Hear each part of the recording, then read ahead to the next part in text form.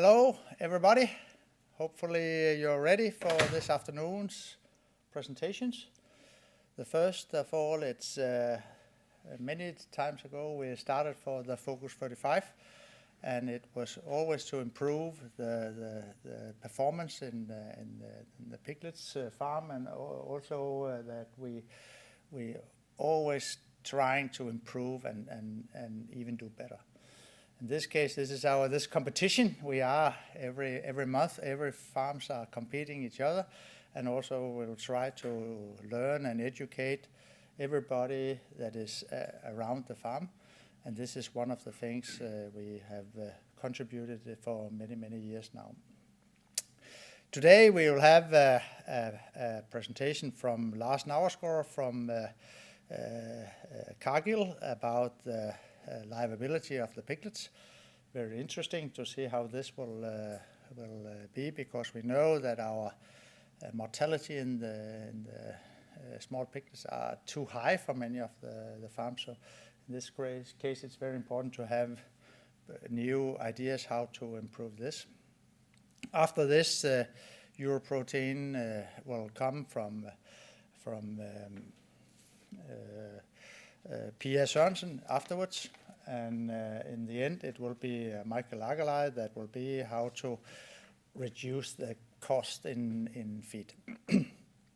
And then there's a coffee break, and then in the end there's this competition for how it went until now, and we'll try to celebrate this and say have a nice summertime and have some quite celebration about this for the best farm. But warm welcome for Lars. Will you take over from now, and then we take it from there. And if any questions from the audience or from online and virtual, you can send these questions. Yes. Okay. Warm welcome. Yes. Thanks a lot for the words. Yes, I'm Lars. I'm working for Cargill. I'm a technical application specialist in swine. I will speak about liveability today. I think we are on now and ready to go ahead. Liveability, what kind of word is that? In Cargill we try to look positive on things, and it's more positive to speak about liveability than total mortality. And it's also more positive story to say I have 80% of liveability instead of saying I have 20 or 25% of total born. It sounds really sad when we talk about total mortality. So now we'll shift to only speak about liveability today. And sorry, I need to control two devices, so sometime I'll look a little confused, but I think it'll go. What is liveability is one part of the agenda for today. Factors whose influence on the piglet liveability. What can we do about the nutrition for better liveability? And then we need a take-home message for today also. What is liveability? And many will sit here and thinking, what is it exactly? But it's a quite simple calculations. It is number of stillborn plus numbers of piglet dead before weaning divided with total born. Then you get a percent, hopefully 80%, because that is also our politic target for the mortality or liveability. But the politics say 20% mortality, I say 80% liveability. It's much better and much more positive. And the example will be quite easy. You can say if you have 20 piglets born, 2 of them are stillborn, so now we have been losing 10%, and 2 of them are dying before weaning, so now we have been losing 20%. The liveability will then be 80%, so quite nice story, and we wean 16 piglet per liter. It's good. But let us go into it, because when we're looking on the sow's cyclus, or the sow's different kind of phases she passed in a cyclus, we have especially around, sorry, it's going too fast here.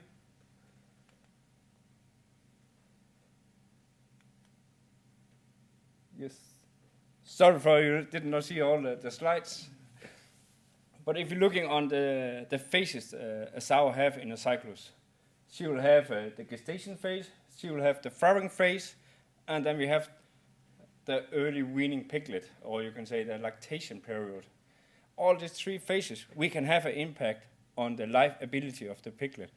If you're taking in the gestation, we can go in and work with the quality of the embryons we have inside the sows. Many of you are also working with the feed strategy, where you're going up in feed curve, go down, go up before farrowing, just to improve the size of the piglet. If you're looking on nutrition before farrowing, we have a huge opportunities to, I'll not say manipulate, but we can make a lot of increasing on the liveability here with the right nutrition. And I will also put more focus on the farrowing process today when we speak about liveability. And I will not touch the piglet early nutrition during to liveability today, hopefully next time. But first of all, I will start with looking on the Danish sow performance. How does that look? And as you can see, I have taken back to 2015 and compare that with 2021. And what you see here is, you can see here, I've been writing upstairs how many born piglet per year sows do we have. In 21 we get 44.3 piglet born per year sow. In 2015 we have 40 piglet per year sow. Since 2015 our liveability is decreasing from 78.8 to 76.6 today. That's not good. But what in my eyes much worse is that we have increased the number of born piglet per year sows with 4 piglet. But we lose more than 40% of this piglet we get more born since 2015. And then you can say, yeah, but the top 25, they're doing quite well. They are laying around 79% liveability. But what was the political target in 2020? That was 20% mortality, or the opposite, 80% liveability. So they are not here yet either the best producers. So I have done some calculations, and here you can see how is the way to producing 34 piglet per year sow as who is the average today. But what will happen if you increase the liveability to 80%?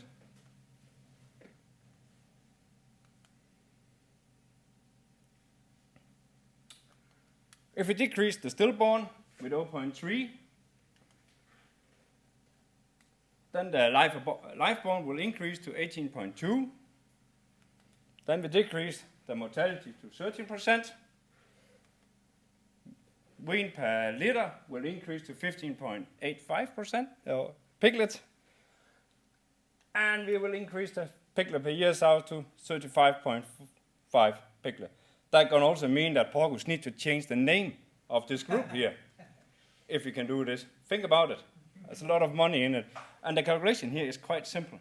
And I have not been touching the reproduction at all in this calculation.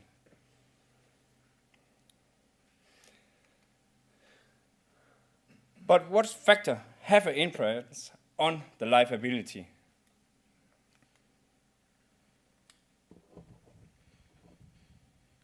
If you're looking on the big litter we get today, because the litter are big today, many people of you see 25, 30 piglet per liter. It's a huge amount of piglet for 1 liter. But it also have an impact on the length of the farrowing, lower birth weight, less piglet uniformity, less colostrum per piglet, more difficult in starting up this lactation period, because the lactation is starting up due to the stimulation of the piglet. And if the piglet are not strong enough and vital enough, they cannot stimulate the other good enough, and then you'll also see a decrease in the milk productions. So keep that in the mind that we need the stimulation of the udder. It's quite important. And then we have the last one. Let's make milk available for all piglet. This factor, and especially the two first of them, will have a huge impact on stillborn. The rest have a huge impact on the pre-weaning mortality. But what about the sow? She can also be sick, but she can also have other problems. And I can just mention some few of them here. I'll let the computer do the work. But we can go from MMA to lameness, urinary tract infections, heat stress, etc. like this. And you can maybe mention much more names on diseases and problems than I have done here on the slide. We also need to control this here if we want to increase the liveability at herd. Some that have stam, sorry. Yeah. Some that have stam or missing feet. Yeah, yeah. Other infection could also have been standing here. The question was, what about if you have other infection as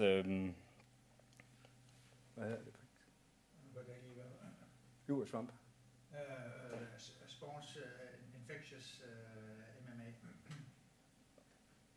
Okay, but wait, we have you can say infection in the udder where the tissues around the teeth will be destroyed by the infections.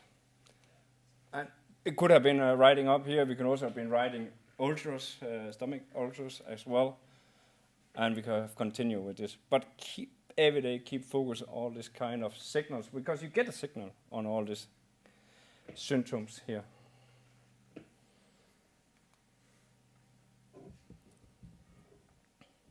If you're looking on the physiology behind a pre-weaning mortality, you can say there is more or less 2 reasons where you can split them out in 6 reasons, etc. like this.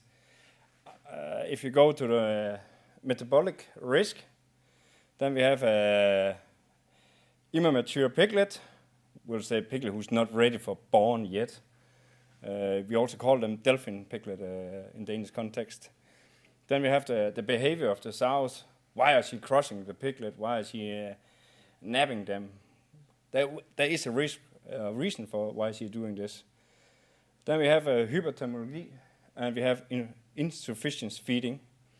The last 3 I'm mentioning here have a huge impact on the early mortality, on the early lactation of the sows.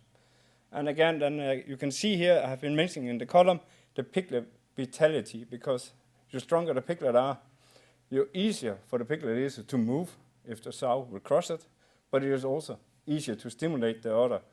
And as mentioned before, a better stimulation of the udder, bigger pigs. So simple is that. Then we have the risk for infections. We have respiratory disease. We have stomach disease. I've been writing diarrhea here in this example. But that is due to colostrum intake, the quality of the colostrum, but also how high level of hygiene can we keep in the stables. It's very important to this. The physiology behind stillborn is, now I'll challenge you a bit to say, it's quite simple. There can mainly be 4 reasons for why a piglet is stillborn. The first reason could be lack of oxygen in the sows. If she not have oxygen enough to the muscle contractions, then you'll get a long farrowing process and higher risk for a dead piglet. If a piglet have lack of oxygen in the birth process, 80% of them will die after birth, but it will not be a stillborn. That is what we're calling a bonus info. Then if you're looking on placenta, if we see a premature attention of the placenta, then we also increase the number of stillborn. And if the umbrella core is released too early and the farming process is taking too much time, then we have a lack of oxygen for the piglet, and it can come out as stillborn or really weak piglet because you have lack of oxygen at the birth process. And a long farrowing process, that one is really dangerous for piglets, because then you will have the first 3 steps I mentioned here in one part. So make sure the sows are ready for farrowing when she's farrowing. Make sure she's not sick, make sure that she have energy enough for the farrowing process. If she doesn't do it before farrowing, then it's a sign all the time. Yeah, exactly.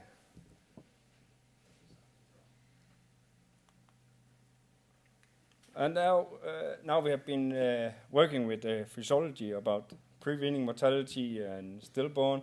I'll just put a bit focus on small-born piglet, because it is dangerous to be small, also for pigs. If you're looking on this slides here, you can see that the liveability are really decreasing when the piglets are getting smaller at birth.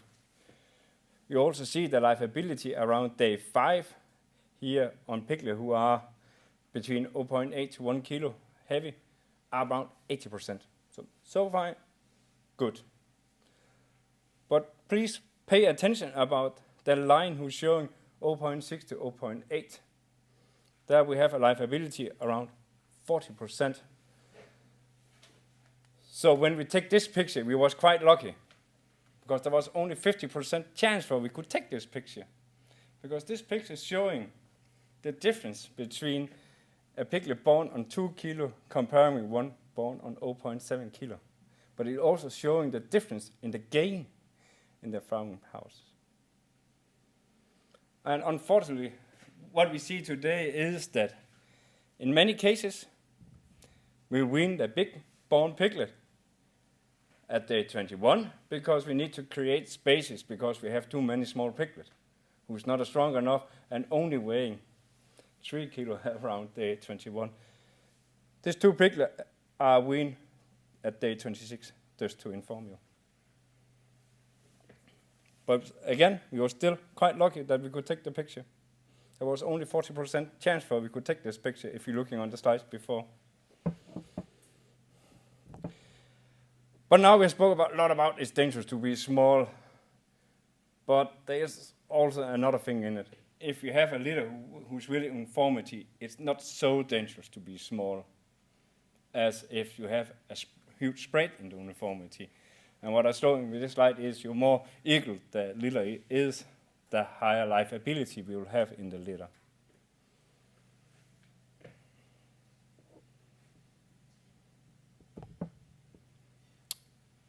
Yes. If you spoke about nutrition strategies, I'll dive a bit into this part, where we in Cargill are working with a product called Liveability. Liveability is mainly nitric oxide, and nitric oxide have that influence on the body that is increasing the blood flow, but it is also increasing the vascularity of the body. So it's going to mean that you have opportunity to more blood to the tissues, also the other tissues, and the reproduction tissues as well. And maybe you remember what's happened when we get more oxygen in the blood. You need to remember to say when I forgot to change slides. Yes. This slide here, that was the one where we speak about that if this litter was equal, we see a higher liveability on small piglet as well. And then we was going to nutrition strategies for a better liveability. And here you see this figure where we see how Liveability is working. Liveability is mainly nitric oxide, and that will increase a higher blood flow in the reproduction tissues. It will also have a vasodilation effect on the cells. And when we can bring more oxygen and nutrition into the placenta umbrella, the piglet also get more nutrition and oxygen. The nutrition they can use for growth inside the cells, and the oxygen they can use when we are birth process. Hvad det siger du gerne, hvis du kunne sige lidt højere ude i kan ikke høre det altid. Okay. Skal jeg gentage? Nej, ikke bare kør videre, man siger det lidt højere. Det er vel, So when we can increase the oxygen level in the blood and increasing the blood flow, then we will see the hypothesis is we will see a higher survival rate in the piglet, and liveability will increase.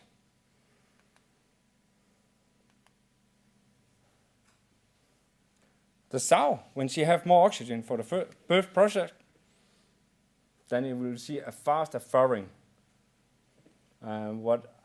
In some herd where I've been measuring the furrowing process, we have spoken about 4 hours, and then the sows in average are finished with furrowing. That's quite fast when we spoke about 20 total bone. But back to the small piglet again, and the early mortality, liveability again, because we need to speak about liveability. You can see I'm smiling when I talk about liveability. Here is from some Danish trial we have done in the past, where we're looking on how do small piglet, weak piglet, perform when the sow have get liver pig in the diet 7 days before furrowing. And here we see a decrease in the mortality of weak piglet on close to 25% when we have liver pig in the diet. We also look in this trial on the early mortality of the piglet. And again, here we go from 10% the first 4 days to 7.7% the first 4 days early mortality. So we see improvement of the mortality or improvement of liveability.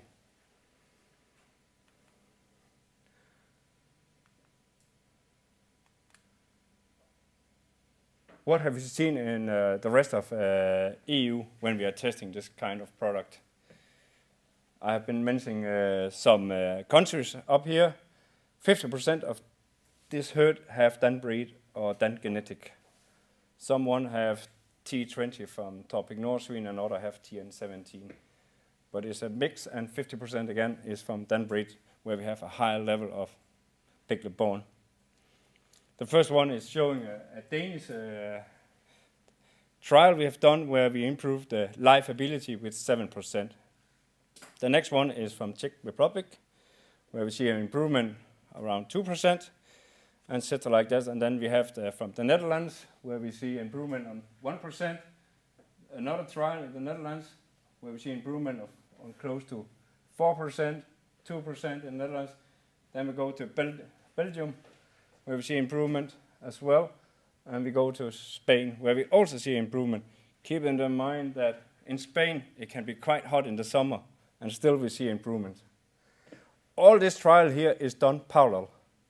It's going to mean that we have one control group and one test group at the same time, just for info. So it's quite validate results we see here. We also look on the weaning weight in some of the herd, and here we see an increase of the weaning weight. And you can say, why are the weaning weight going up when we're using liver pig in the diet? There is maybe there is two answers on that part. One of the answers could be that, as you see in the previous slide, that the small piglet was stronger, but the big pigs was also stronger and more vital for stimulating the udder. And we know when we stimulate the udder really nice, we increase the milk performance. The second answer is with increasing the blood flow, we're also increasing the blood flow in the other tissues. And therefore we see this much higher milk yield of the sows.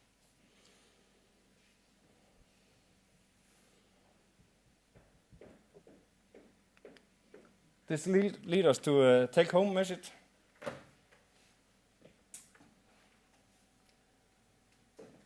When we using nitric oxide inside the feed, we're increasing the oxygen and nutrition flow inside the placenta, who give us the opportunity to increase the size of the newborn piglet, but also a better farrowing process. The risk for stillborn will be decreasing due to that we have more oxygen for the birth process, and a faster birth process as well. And then we have the weaning weight again, better stimulation of the udder, better pigs. And in the end of the day, this here leads us to a better welfare in the barn. I think that was the sentence from my side. Thank you very much. As it was a very interesting presentation. What is the cost for this Liveability? Can you have an estimation of the cost for each sow, or in general, what is the cost? That was a really good question. Right now it is our Spence 3S and other feed mills in Denmark who have the opportunity to dealing with this Liveability product. So I cannot exactly say what the cost is, but ask our distributor about what it will cost. But if I remember right, it's around 50, between 50 Danish crowns. 50 Danish crowns per sow as an estimation, or?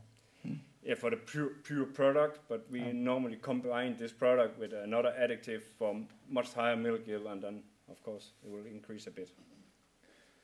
Okay, thank you very much. If any questions further on, you can for sure go to Lars and ask him for this, and also we will have on the virtual questions if there can be someone later on.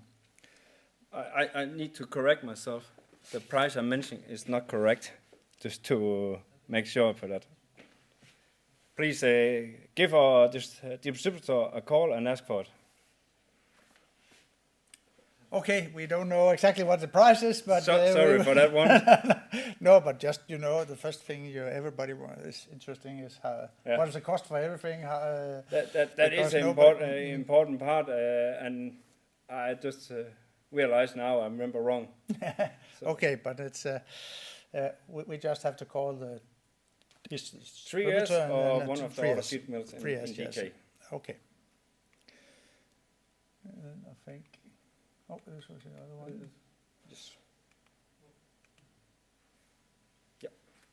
Okay, thank you very much. I think we give a hand for Lars. Then the next will be Pia Sørensen from European Protein. And she will take over the stage here, perhaps, yeah.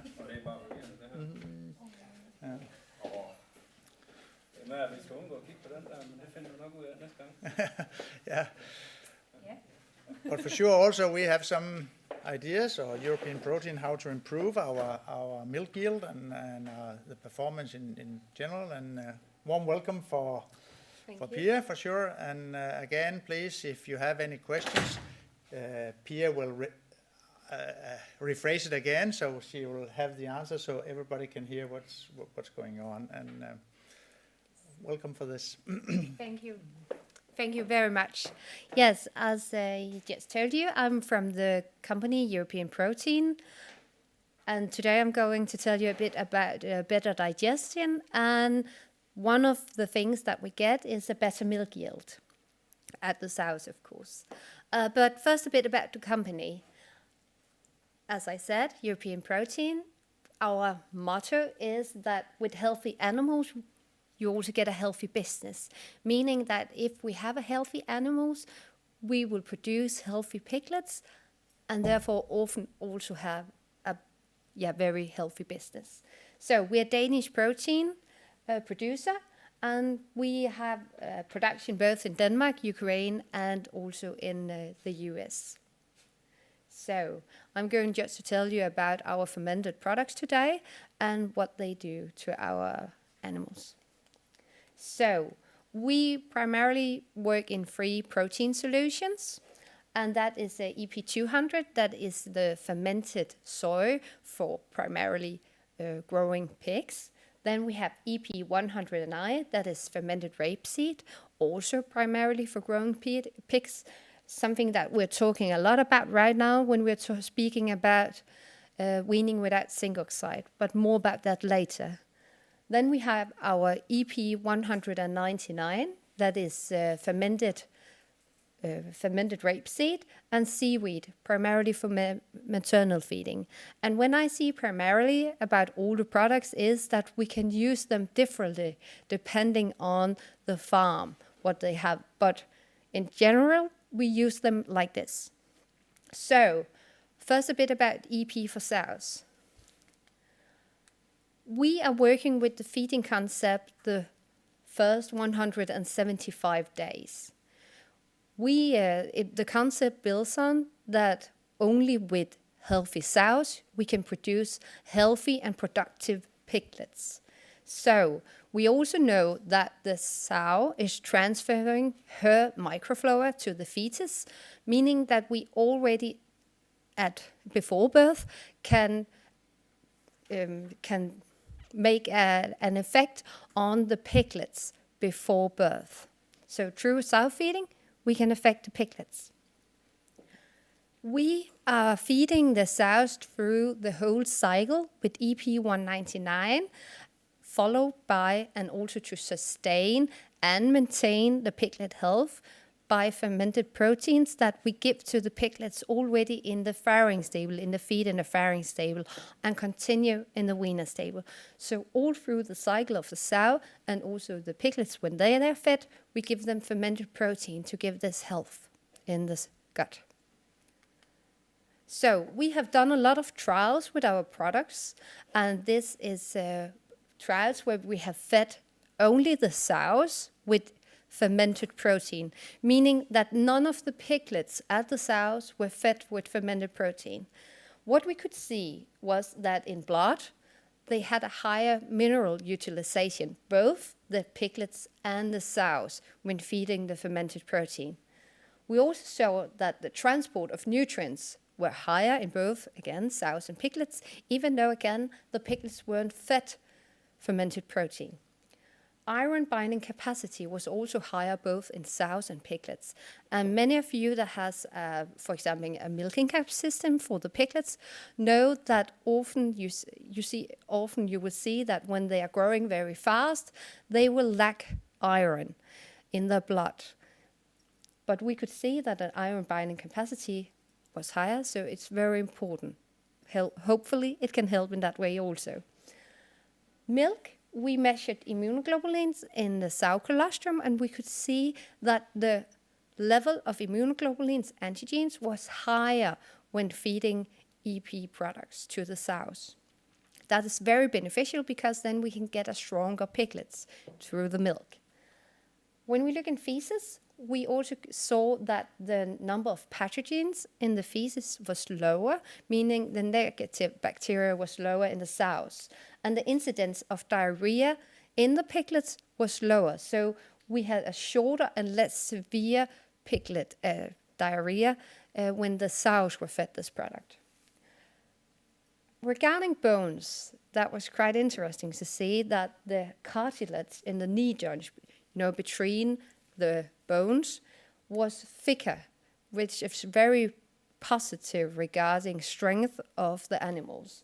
And also we could see that the bone strength, the measurement of how much pressure you should put up on a bone before it breaks, was also higher at these piglets.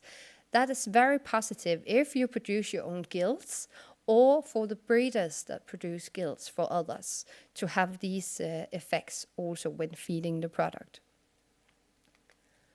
We made a trial we had a trial made in South Africa at the Pretoria University, where we fed a control group with normal sow feed and a group with EP 199. What we could see in this trial was that the sows fed EP 199 had almost half a pig more live at birth. At the same time, we also saw that the colostrum values, the amount of immunoglobulins in the milk, was higher at the sows that were fed EP 199 compared to the control group, meaning that we had a better colostrum composition. What we also saw in this trial was that even though that the weight at birth were lower in the EP group, we saw that already at day 7, they had gained more compared to the control group. At day 21, the day of weaning, we saw that they weighed 0.5 kilogram more compared to the control group. So every pig weighed 0.5 kilo more. That was very impressive when we also saw that the sows actually weaned 0.5 piglet more also. So the pig they had, 0.5 pig they had more at birth, they also weaned that pig, 0.5 pig.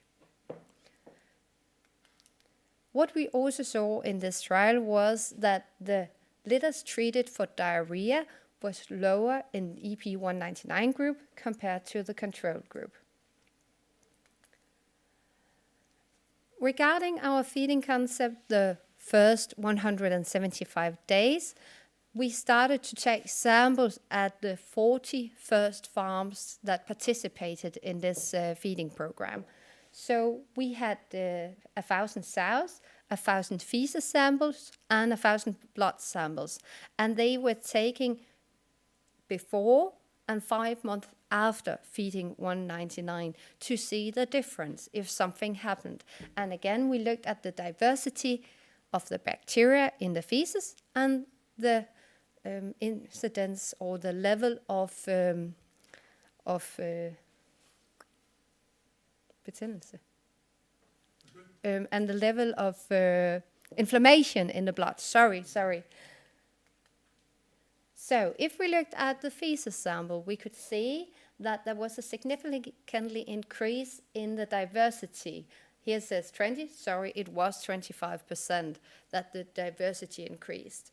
This, we can see that if you start a disease, the number of bacteria gets lower, so the diversity of the bacteria are getting, there's a loss of this microbial diversity. But if you get a more healthy sow, the diversity increase, so you get more different kinds of bacteria in the gut. If we go in deeper, we could see that E. coli and Clostridium perfringens was lower, and they are often associated with diarrhea. If we look at some of the other bacteria, Romonococcus and Bifidobacterium, it was increasing, and they are often related to a better health, a digestion. So the blood samples.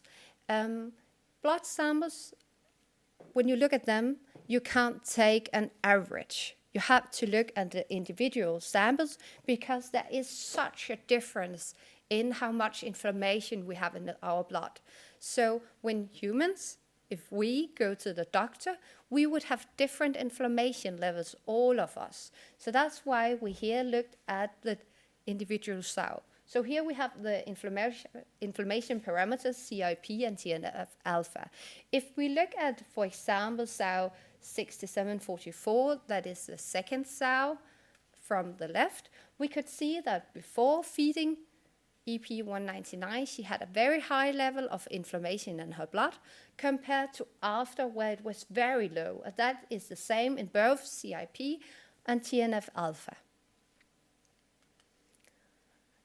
One thing is what we see in samples, in feces and blood samples, because of course that says what the level is, but it's also interesting to see, do we do something in the stables also? So that's why we had all the effectivity controls from the participating farms, meaning that we have taken all the figures that you also look at every day and had a look at them. So this is just to generalize, because you can't say that all farms will experience the same. So what you experience at one farm, you won't experience at another farm. But this is just a general impression what the farms has seen. So in general, they see 2 to 3 piglets weaned more per year sow. They have more live bones. They are more uniform and more vital, meaning that you take the very small piglet and the very big pigs, and then you move, and then they are more uniform, even in size.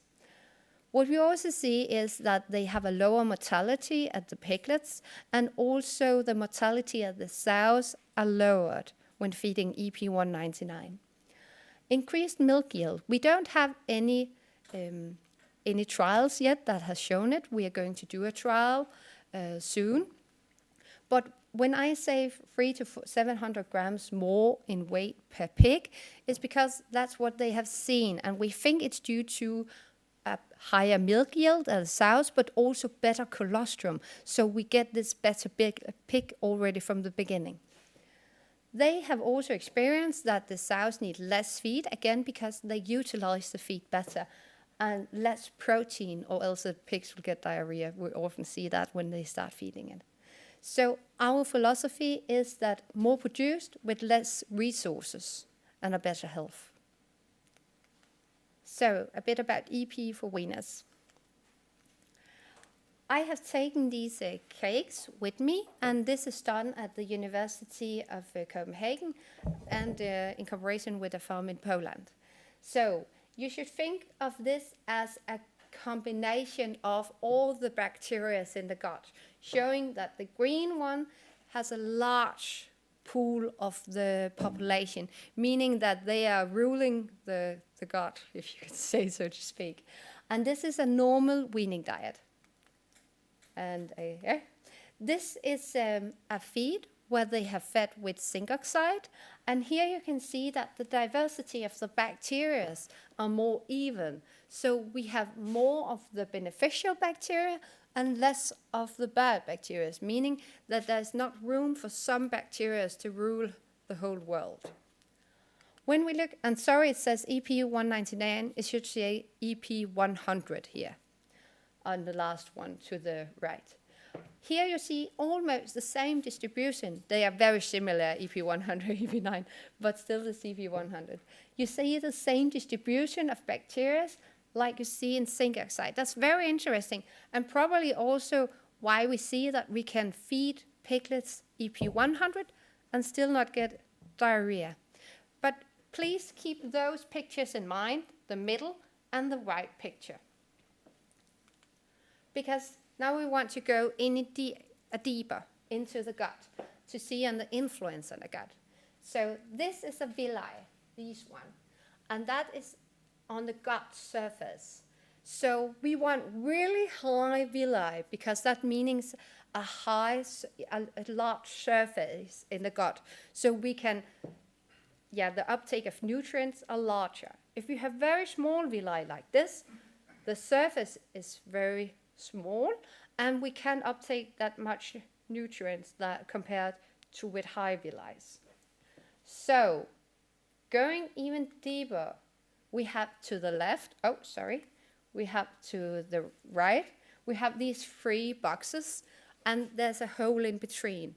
That is leaky gut. Here, pathogens can go inside the bloodstream, and we can get, bacteria in a very bad gut. That is what we see in the zinc oxide group. Compared to the EP100 group, where the cells are like this one over, it's very narrow, so no bacteria can go inside the bloodstream, and we have a very healthy gut. I have taken this picture with me, and that shows what happens. So this is pictures of the gut of the pigs in that test. So here the first picture shows the normal diet, where the pigs had this non-favorable bacteria composition. In the middle, we have the zinc oxide group, where we have this high, nice villi, and often a very nice composition of bacteria, but we have holes in the villi. Compared to the E100 group to the right, where we have very nice villi, they are very high, and they are intact, so no pathogens can go into the bloodstream. I have taken a case with me, or brought a case, where I'm going to tell you about a product that is not yet on the market, but we're still trying it out. It's a combination of fermented soy and seaweed.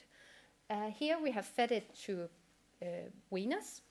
It's a farm here in Denmark where they have 650 sows and they produce 23,000 piglets per year. They have a lot of different diseases. They are controlled. And the reason that why we came in contact with this farm was that the veterinarian had heard about the seaweed, that it has a positive effect on streptococcus and staphylococcus. Since they had a huge problem with ear wounds and in that relation also leg problems, they had a high consumption of antibiotics in this herd. So we took their normal feed and added in 10% of this product in both 6 to 9, 9 to 15, and 15 to 30 kilos. What we did was that we started counting the ear wounds before we started using this feed.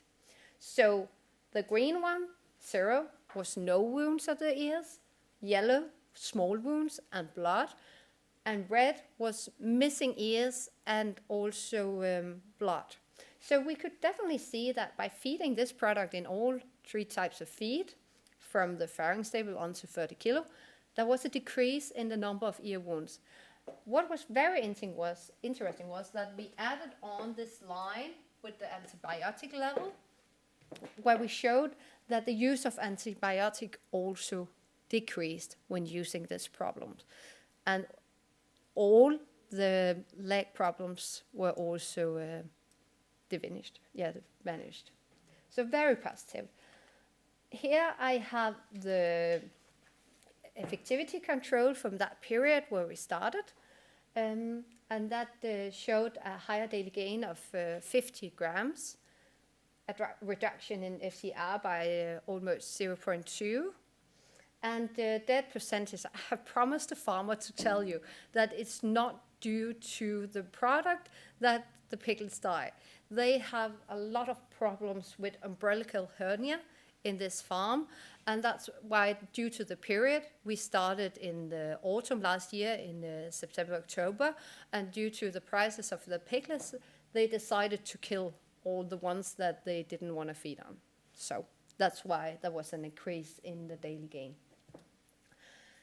We thought this was quite interesting. We had shown some good results, and we are still looking at the ear wounds, even though it's half a year ago since we started this, and we haven't seen that it's going up. So it's just kept on a nice level.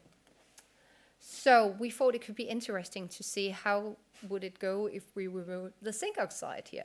So again, we haven't changed anything in the diet from before. We have just added this product and removed some of the EP200, the fermented soy. We also removed the product from the last mix, so now we only added 10% from the farrowing stable until 15 kilo. Still, we saw that we had plus 30 gram of daily gain. The reduction in FCR was not as nice as before, but we should remember that now we don't have this fermented product in the last mix, so of course it will change something. Again, the dead in percentage is high due to the umbilical hernia. Now they have know how to treat it, so it's less now. But it's looking very promising, and I think that we have found a way to do it. And I'm looking forward to seeing the next results. So we have tried many things here at the farm, and we have tried many different levels of protein. But what we can see is that we really are able to lower the amount of protein and still have a high daily gain. I think that 113 is a bit too low, but we're still trying out. The amount of used antibiotics has not increased since we started not to use zinc oxide. So it's very promising. So at last, I have a bit about the EP100, the fermented rapeseed. It has been religion in Denmark that we're not using rapeseed for piglets, but we can see that it has the right composition as a fiber for piglets, and we have made a trial where we use different levels of EP100, and we could see that both 8% and 25% inclusion was as good as 2500 ppm of zinc oxide.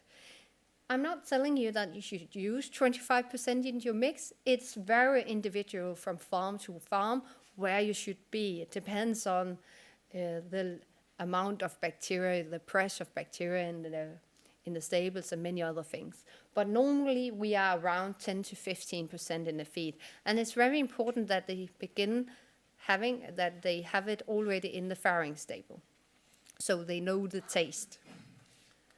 So at last, sum up. Increased diversity in the gut microflora is very important, and we see it as some of the most important things, both for the sows to produce healthy piglets, but also for the piglets to be able to be weaned without zinc oxide and with as low level of antibiotics as possible. More beneficial bacteria in the gut in general is just positive for both humans and also animals. Increased absorption surface, also very important in general, because then you get more out of the feed. Inflammation in the blood, we all need a very low level to keep healthy. Increased milk production, we think that is what's happening, but we will get some trials done. Fewer ear wounds and more produced with less resources. Thank you.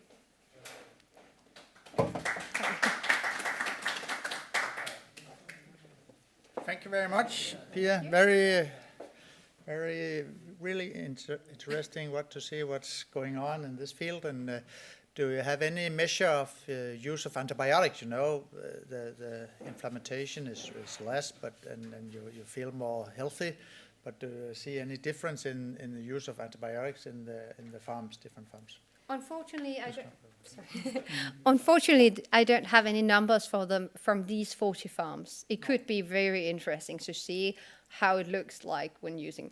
But yeah, I suppose that is lower due to less dead piglets and also less dead sows.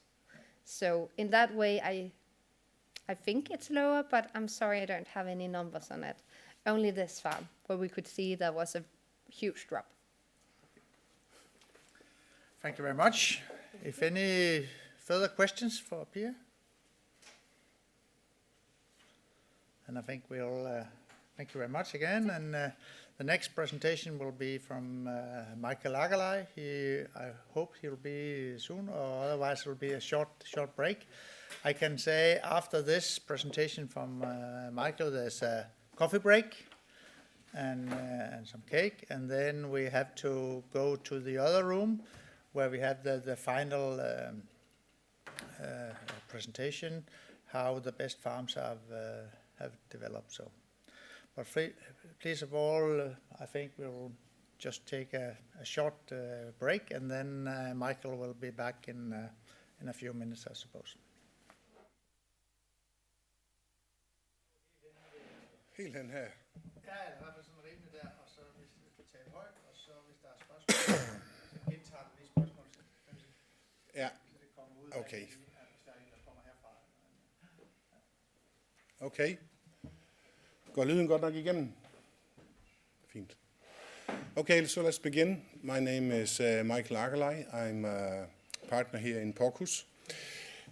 And my topic is what can we, or how much feed can we save on the sows and still wean 40 pigs per sow per year? And actually that is not so much feed related, it's just as much management related. But I'll go through the topics on what can we do to save sow feed, because as you know, the feed prices have exploded in Europe. So the cost on feeding the sows and the pigs is very high. So if we look at our sow, she is running through this cycle. She goes through the insemination stable, then to the control section, to the gestation, and to the farrowing section again. This cycle costs an amount of food. So if the sow is able to do this cycle faster, she uses less food, right? If she's slower, she uses more food. Normal sow in an average farm in Denmark spends 163 days to take this cycle. But we have farms that use up to 176 days or even more to use this cycle, and it means they only give birth 2.1 times per year. So what's going on in these farms? Well, one thing is, or what can we do in these farms? We can increase the wean per weaning. Now the secretary wrote here own weaning, but the amount of pigs that we have under the sow, because if she can take care of more pigs, we make less amma sows. And you have a faster cycle if you don't have to spend so many days also being an amma sow. It's like extra work and extra food, right? The other thing is, we need to reduce non-productive days. So these are the days where the sow is not producing anything. A non-productive day is if you inseminate a sow and she doesn't go to farrowing. Yeah, she's a return sow, or maybe even a return sow we find very late. Then we've just been feeding her and she has basically been on holidays. It's quite expensive. So if we can wean more per sow and we can eliminate these non-productive days, we can decrease the cycle, so the sow will move around faster and go up to maybe 2.32 liters per sow per year. Now I calculate only with strict 4-week weaning, and she goes down 15 days. So the cycle is 15 days faster if we do a good change in wean per weaning and hunt these non-productive days. So, sorry, 19 days from the worst to the best. That's actually 100 feed units. That's 300 crowns per sow per cycle, from the worst to some of the best. So, changing wean per weaning and becoming one of the best in non-productive days, from the worst to the best, there's a difference of 230 food units. That's almost 100 euros per sow per year. I've made this chart that also can explain how it works a little bit. So we have 18 born alive with 10% dead. That means we wean 16.2 per farrowing, and 15 non-productive days. So what happens if I have 10 under the sow, 10 wean per weaning? Well, if I have 16.2 wean per birth, for every 10 sows I need 6 amma sows. It also means 60% of my sows have an extra job as amma sows, right? Roughly every 10% sows that work as amma sows, your feeding days increases by 2.1. We can also see this here in nursing days per sow. When we wean very few under the sow, we have a very high lactation day, 38.6. But with the same amount of wean per birth, if we have 14, which is very, very good farms, we go down to 28.9. So we cut off around 10 days just on this. But there's some further implications on that, because actually, if we look at how many pigs are around 26 days, you have 62% of the pigs around 26 days. But if you can wean more under her own sows or less amma sows, much higher percentage of the pigs you wean have actually had 26 days, which means they are much better quality, much heavier pigs. Let's say we reduce these non-productive days by 4. You can see the effect is half a pig more per sow. So from the worst to the best in non-productive days, it will actually give you 1 more pig per sow, because she just makes birth more times per year. So if we look at the feed consumption of the sows in Denmark in 2021, the best 25%, the middle group, and the lowest group, it's roughly the same. It's 1,500 food units. But the best performing, no, Camilla, she skipped one here. The best performing group is weaning 35.6 pigs per year, and the worst group 32. The best performing group, the pigs are lower in weight, only 6 kilos, and the lowest performing group that wean only 32, they are bigger. So if we calculate how much sow feed we use per wean pig, we can see the best farms are using less per wean pig. But if we calculate how much sow food do we use to wean 1 kilo of pig, it's actually the same. So we make the same amount of kilo of pigs weaned per kilo sow feed between the best and the worst farms, measured in pigs per sow per year. That's in a way a little bit interesting. So where's the difference? The difference is the best farms are better in making the pigs survive, which makes them smaller because there's more or less the same sow milk. That's the real difference. So what can we do to reduce non-productive days in the farm? Well, it's very important you are good at making ultrasound week 4 and week 6, so you find empty sows. It's very important. It's very important you can make heat control every day after weaning, because there are sows that get in heat the same day. Or even check in the firing stable. We have some farm sows get in heat there. Especially in firing stables where you have to move sows and pigs around a lot to get them back in the line, you can actually stimulate some heat starting there. So you need to look for it. Then we need to make sure that when we put the sows in the gestation room, that we minimize fighting. We can, for example, give extra feed the first 2 days, because a sow that is full of food is not so aggressive. We can make sure the gilts are in their own groups if possible, or with the weak sows. Weak mother animals should maybe go directly to a collection box or a sick box and not go to the group housing and get destroyed and then go out. So we can do a lot of things to avoid fighting, which can create a sow that is empty, that will create non-productive days. We need to make sure there's good access to water. And I don't know if you can see it, but I like very much these drinkers. They are hanging down from the roof in a metal wire, and the sow can go there and drink. Because what happens in many gestation rooms is the sows, they like to lie with the back along the wall, because that's how they feel safe. And also where you have your drinkers and your access to water, you will have sows lying there and blocking the access. So the weaker sows, or in general sows, if they want, we have to take a small fight before we can get water, which results in more fights and maybe less water drinking. So this can help in some farms, and you can just hang it down in the area where you have activity, because in that area the sows never lie down. And it costs less than 100 euros buying it from shippers, so it's actually quite cheap. You don't need to save many sows to pay this. Then, of course, we need to focus on the sow mortality, which is a general focus in all the farms, because there's a good return of investment in it. Very important, write down from what your sows die and where. If you don't do it in your Agrosoft and cloud farms, we have papers you can use. Then it's a lot easier for us to help you find out where your sows die and save non-productive days.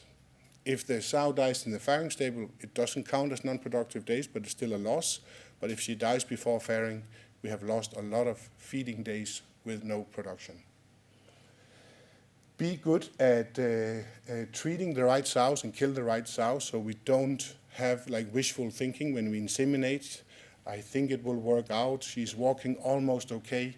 It doesn't make any sense to inseminate a sow. You're going to pull out 4 weeks later. Best is actually at farrowing to start to make the list of slaughter sows, and at the same time to plan how many gilts you should inseminate for that group, because then you make sure that you exchange all the sows that are needed, and you can control that with ultrasound. It just takes some planning.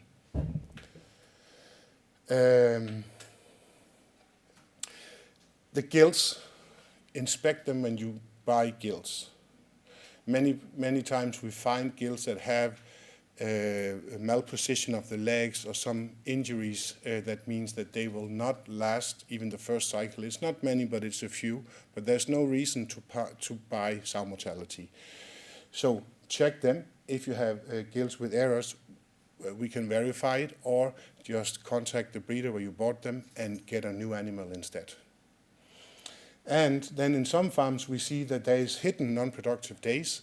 That is when you don't take a sow out as dead or slaughtered, but you take her out as sold pregnant. So some people are changing the numbers a little bit by making the wrong registration. What can we do to increase the weaned per weaning? I would be really fantastic if I can explain you that just on one slide, but I can explain you some of the success factors. We need to make sure our feeding in the farrowing stable is working really well, and we need to make sure we get sows in the right body condition with good health in the farrowing section. If we don't start with that, we're never going to get a good lactation. The feed curves are very important and the composition of the feed, and especially farms that use wet feed in the farrowing section, we have to be careful because we can lose lysine and we can have other quality problems with it. The next thing is that we need to have a good udder development that is very visible. If we don't have that, something is wrong. They're either sick or there's something wrong with the feed. And then we need to put more pigs for the sows. Minimum 1 pig extra, maybe on the good ones 2 pigs extra. It's a process that can be started slowly so that people can gain experience, and then we need to be good at following up every day on these pigs. If they are hungry, substitute with a stronger pig so we get the udder developed. Use the super nursing sows, for example. What we see is that many people can reach around 13 wean per weaning without having milk systems or any other things, just by good management. Of course, if we have PRS, we need to think about how much we move the pigs, but that's a different situation. Milking system can be a way to increase wean per weaning in some cases. We have seen many farms invest in this, and my experience is that in many farms, or probably most of the farms, have stopped it again because it's not so easy to use. There is a group that use the milk system that are very good at controlling it, especially the hygiene, that is the most important, and some systems are easier to keep clean, and they can invest only 7 to 9 crowns per pig and go up and wean 14 or more. And I actually think, for me, that's the level you need to reach if you have a milk system, because the cost, what you save here around, or what you spend in around 300 plus installing the system, is actually the same you will save in sow feed. But if you have a small farrowing section or other inputs that can improve your calculation, it can be okay investment. But you need to run it well. If not, you just spend money on milk. Other systems with wet feed for piglets can also help, basically to be able to deliver some more energy, some more feed intake for the pigs will help to have more under the sow. So Seges changed the back fat level that we are aiming at the farms. Basically, they reduced them with around 2 millimeters, so it means more sows are now in the middle category from skinny and more in the fat. So basically, it means when we adjust the feed, there are more in this group that uses less feed than this one, and more in this group that uses less feed than this one. Yeah? So it's very important to follow up on that on the farms, because it adds up to a lot of feed every year. For me, the most important place when we look at how we manage the body condition is the insemination stable. And I like very much, if it's possible, already to categorize the sows in the farrowing stable. So you put in fat ones, mediums, and then skinny. Because also what you see is when they start to come in heat, you see the heat starting from the fat, going to the medium, going to the skinny, because the skinny don't have so much back fat. This also allows you very easy to focus on what should be the feed adjustment on the feeders. But very important is not only to scan the sows, which is a very good way, scan them, write the numbers on the sow, then adjust the feeder, but it's also when you take them into the pregnant stable. This day has to be a little bit like an exam. It's not just put them in, no, look at every sow, am I happy with the body condition? Because if not, I need to go back and adjust my feeding. Especially on skinny sows, which are not only the looser sows, but very often some of the best sows because the milk of the body. If you don't get that sow back up in body condition, she might crash next time around. So this is very important, and it doesn't take a long time to do. But you can save 50 to 100 feed units per year, so that's 150 to 300 crowns per sow per year. In a 1,000 sow farm, 300,000 is the potential. If we look at gilts, the only thing I want to focus on is if your gilts are big and fat, which is of course good for reproduction, they don't need so much feed in the middle pregnancy. But not all have a farm where they can adjust this. If you have a transponder farm, you can put them on curves depending on how they come out of the insemination stable. If this is not an option for you, you just need to focus more on your gilts being very equal. Because actually this sow that is too fat, you could save 21 feed units, this gilt. This is a lot of food. 60 crowns, just by adjusting it. Another place where a lot of food is lost is because there is a bad calculation on how you should adjust your feeders if you use dry feeders. And you need to go in and weigh 2 different feeders at these settings, 1.5, 2, 3, 4, 5, and 6. Weigh it, make an average, and then you calculate how many kilo you have per liter or per setting. This is very important to do, and at the same time check your settings. A lot of mistakes happen here. You buy a new feed, can be it has smashed barley inside, it can be it's powder feed, it's completely different. Either you underfeed your sows and you get really bad pigs born, or you give them too much and you do use a lot of money. Are you a home mixer? You should check this very often, and always when you change ingredients or you change from one harvest to another.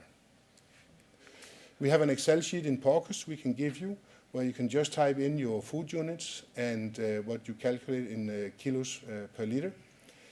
And then you can put in your curve, and it will give you how you should make the settings on your feeders. So we are very happy to send it to you. Then we can say, where else can we save feed? Well, many people save feed on the lactation period because it's expensive. I think you all know this. If you wean a sow earlier, you make more pigs per sow per year, and you also save feed. The last lactation week cost 150 food units per year. So of course, it's very tempting to go very high in pigs per sow per year just based on weaning earlier. You also save around 11 crowns per pig. You have many more liters per sow per year, but you have to look at what happens in the weaning section. You will go down to 5, maybe 5.5, but around 5 kilos. Well, first of all, you need to be able to handle that without zinc.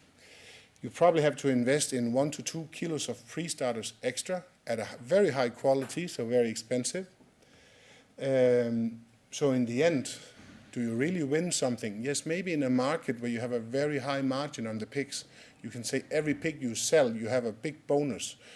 But if you look at it in a market where feed costs are high and the margins are low, this can be very dangerous. You produce maybe a lot of pigs, but with a high cost, or you have a bad result in the weaning section. So for me, I like to calculate on that we have 4 weeks of lactation, because we get a really, really healthy pigs that grows fast after weaning and cheap. I think that's my optimum. Grinding of the feed is very important. If you grind it, we should have a minimum 50% under 1 millimeter if we make our own feed. But be careful. One of my clients read on this one, is called Grisen on Facebook, that soya should be made very crude, like almost not grinded. And actually it was a new client, and he had a very low meat percentage on his slaughter pigs, and the sows were milking really bad. This is wrong. Soya should be like powder. It's very hard, very difficult to digest. Wheat should be grinded finely also, because that's where you have all the sugars released, and then we use the barley to control the particle size, to control the sow's stomach. This is an old chart on what happens with different particle sizes on how available the amino acids are. So this is from 0.8 millimeters to 0.2. We can see many amino acids have at least 1% more digestibility if it's milled very fine. But this is already fine. So when people are talking about,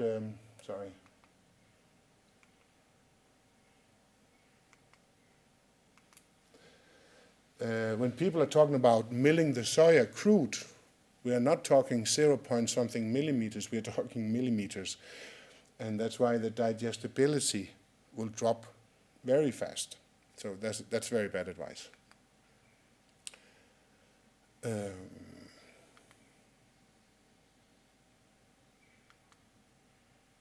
Hvor skal jeg pege hen? Good. Just talking a little bit about feed conversion in weaners and growers, what can we do there? We're doing a very interesting cooperation with IQ in a Box, where we put sensors on the stable. It costs around 2,000 crowns. And then we can actually measure how the pigs grow without weighing them, and we can measure how they function on each feed. And from that, we can come with advices when you should change feed, or if the feed should be changed and reformulated. So we can see the performance on each feed. The idea is that we would be able to consult you without actually seeing the pigs. So in this farm, we have actually never seen the pigs, me and the consultants on it. We have just been consulting based on data. And he has in his stables from 6 kilos to 115 kilos. And this is the first feed cost per batch. It's around 677 crowns. Then based on the data, we could see how they were growing. We made some changes in the feed, and it dropped 40 crowns. That's actually a lot. We changed again, and it dropped 70 crowns this time. And we made the last changes to where we are now. In all, we have saved 150 crowns from the worst team starting to the best teams now. So that's very interesting. So if you are at a farm that has weaners and finishers on dry feed that would like to participate in this, we are starting to scale it. You can call me. The last thing I'd like to touch on is in the weaning stable, focus on not throwing away your feed. For example, if you have a feeder, you need to have this, we call it like a feed table around it, because the feed that the pigs drop is lost in the manure. They will drop 1 to 3%, depending on how it's working. It's very easy to create this platform. It should be 15 centimeters, something like that. You can also buy like a fiber plastic and put under. I see so many farms that haven't put it, and I write it to them every time. I know you're busy, but let's just calculate how much is 1 to 3% feed loss from that.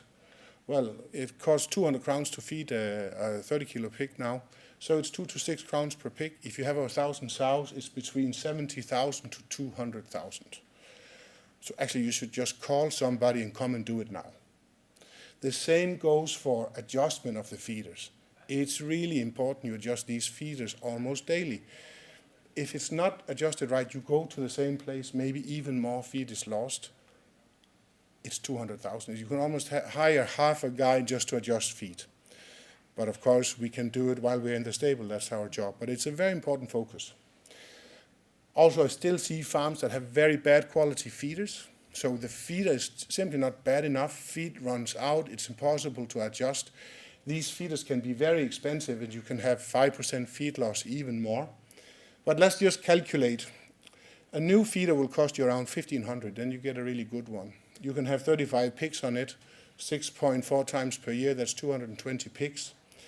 So if you lose 5% feed on 220 pigs, it's 2,200 per year, just to have a bad feeder. So you can buy a new feeder every 8 months. This is a case from a slaughter pig farm. It's not a weaner farm, but it's the same example. I started with this client. There were a lot of things wrong with health and things like that. We fixed it also with the feed composition, but he had really bad old feeders, and they were fixed with all kinds of strange things, just to make them work, but he couldn't adjust them. There was feed everywhere. And I told him for 2-3 years, you need to buy new feeders. But he said, Michael, it costs money. Yes. Finally, I found some cheap for him used that were fine. I think he paid 15,000 or so. He dropped 0.36. That is around, what's that? That's around 60, 70 crowns per pig, and he made 10,000. So around 600,000 crowns. He spent 15,000 on the feeders. So it was like a joke. I think it was 2.5 weeks he could buy new feeders for what he'd been losing. So again, if you are unable to adjust your feeders, it's really good investment, even though we're not earning money. And there are a lot of good feeders. In the latest test where they were tested, it's 5-6 years back, they all tested the same. We have very good feeders and the price is good. So to sum up, we can do a lot on reducing sow feed if we can make the sow have more pigs born per year. We do that by having more pigs under the sow, so she does not has to spend time as an am sow, and reduce these non-productive days. We need to implement the new recommendations on back fat. It's 50 to 100 food units in that. every time we have to recover back fat, a sow that is too low because we didn't adjust it, it costs 25 kilos of food for 1 millimeter. So the sows that get skinny for us are very expensive to get back up to work. Yes, we can cheat a little bit and just make shorter lactation, but does it really pay off to make more pigs that are a lot smaller in a world where we have to wean without zinc? And really focus on the feed adjustment in the weaning stable. So the best advice I can give you will be this, and if there are any questions, I'll be happy to take them.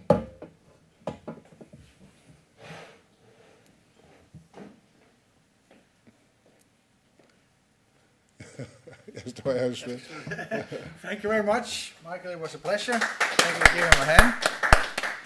It's very, very interesting about this, and for sure for our total economy, it's so important that we need to minimize the cost of feed. So this presentation is for sure one of the key things that we can work with.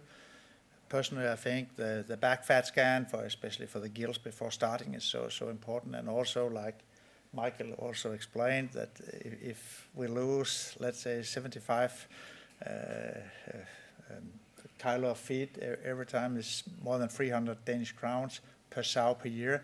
It's a lot of money, and so really focus on some of these things that you can do in your farm, because it cannot be necessarily from all farms, but some of you is quite easy to implement, and some is very difficult. But especially the feeder and the feeders technology that we also saw here is so important. So sometimes it's better to kick off some of the bad feeders and bring in some extra. And also think in many, especially in our weaning facilities or in the nursery, eating space enough for the small piglets is so important that they have access to go to eating, because if they're just going around being non-eater or not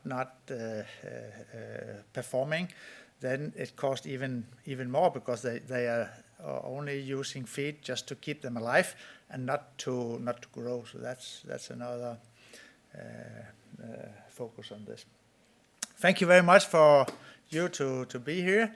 Now there's a good break for some coffee and some cake.